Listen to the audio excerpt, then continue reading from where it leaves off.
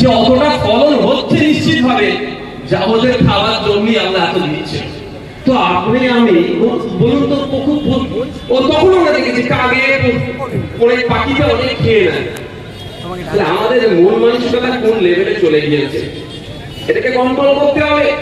আর এখন যদি দেখেন আপনি যে ওর ধর্মীয় পরিচয়টা মুসলমান, আর যাকে মেরেছে ও হিন্দু, ওই বিজেপির বড় বড় নেতাদের মতো যদি ও যেমন প্রতিবাদ করছে আপনি চুপ করে যাবেন, তাহলে বিজেপি আর আপনার মধ্যে কিছু কিন্তু পার্থক্য থাকবে না। ফোর্স ওখানে গিয়েছে তাদেরকে উদ্ধার করতে। তাহলে আমার প্রশ্ন এখানে থেকে যায়, ভারত সরকারের কাছে প্রশ্ন করতে চাই, মোদীজির কাছে প্রশ্ন করতে চাই, অমিত শাহজির কাছে প্রশ্ন করতে চাই, এখানে খুব লাফালাফি করছে শুভেন্দু অধিকারীকে জানতে চাই যে আপনারা উত্তর দিন, 2 ঘন্টা কেন ফোর্স ওখানে গেল না?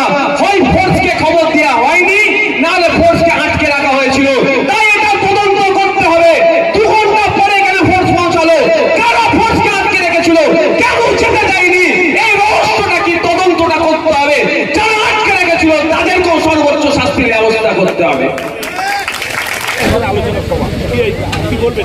কাশ্মীরে বর্বরোচিত সন্ত্রাসবাদী হামলার বিরুদ্ধে এবং এই হামলায় কিভাবে হলো না হলে তদন্ত হওয়া প্রয়োজন এই বিষয়ে, এবং 26,000 চাকরি বাতিল, যে দুর্নীতি বঞ্চনার শিকার হচ্ছে অনেকে যোগ্য যারা, সেই বিষয়ে, এবং কেন্দ্র সরকারের নিয়ে আসা ওয়াকফ সংশোধনী আইন 2025 বাতিলের জন্য আজকে আলোচনা হয়েছে।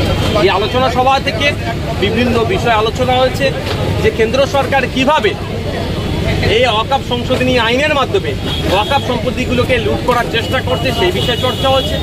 26,000 চাকরি বাতিলে যেটা হয়েছে রাজ্য সরকারের ব্যর্থতা, এই ব্যর্থতার জন্য আজকে যোগ্যগুলো চাকরি থেকে বঞ্চিত হচ্ছে। অবিলম্বে যোগ্যদেরকে যোগ্য অযোগ্য পৃথকীকরণ করে যোগ্যদেরকে শিক্ষা কেন্দ্রে পাঠানো তার দাবি উঠেছে, এবং কাশ্মীরে যে বর্বরোচিত সন্ত্রাসবাদী হামলা হয়েছে যারা যারা যুক্ত তাদের বিরুদ্ধে তাদেরকে গ্রেফতার করে 6 মাসের মধ্যে বিচার ব্যবস্থা সম্পূর্ণ করে ফাঁসি দেওয়ার ব্যবস্থা হোক তার দাবি উঠেছে। মুখ্যমন্ত্রী মমতা বন্দ্যোপাধ্যায় বলছে একেবারে যোগ্য প্রার্থীদের পাশে তিনি আছেন, কীভাবে দেখছেন?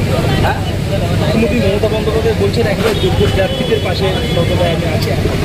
এখন যদি আমি বলি যে কি সুন্দর শীতের মৌসুম চলছে, এর থেকে ভালো শীতের মৌসুম আর পড়ে না, ঠিক যেভাবে আকাশ কুসুম কথা, অবাস্তব কথা। মুখ্যমন্ত্রী চাকরি প্রার্থীদের পাশে থাকার ব্যাপারটা এ ধরনের আকাশ কুসুম কথা। উনি কিভাবে পাশে থাকবেন? যোগ্য অযোগ্যদের পৃথকীকরণ করে অযোগ্যদের বাদ দিয়ে যোগ্যদেরকে শিক্ষা প্রতিষ্ঠানে পাঠিয়ে দিক, তার পাশে থাকা হবে। একেবারে যেহেতু ধর্মীয় পরিচয় দেখে দেখে কীভাবে দেখছে? 100% সত্য কথাটা, অসত্য কথা না। আমি নিজে গিয়েছি,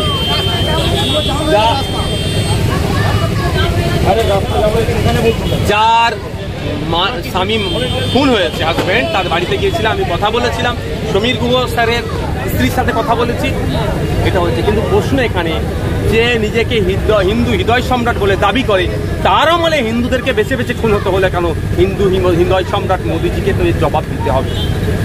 মুখ্যমন্ত্রী মমতা বন্দ্যোপাধ্যায় একেবারে মুর্শিদাবাদ একটি মঞ্চ থেকে বলছেন একেবারে ওয়াকফ কোর্ট নিয়ে যারা আন্দোলন করবে আমার থেকে খারাপ কেউ হবে না। ও কি বলছে ওসব দরকার নেই। গণতান্ত্রিক প্রক্রিয়ায় শান্তিপূর্ণভাবে আন্দোলনের পক্ষে ছিলাম, আছি, থাকবো।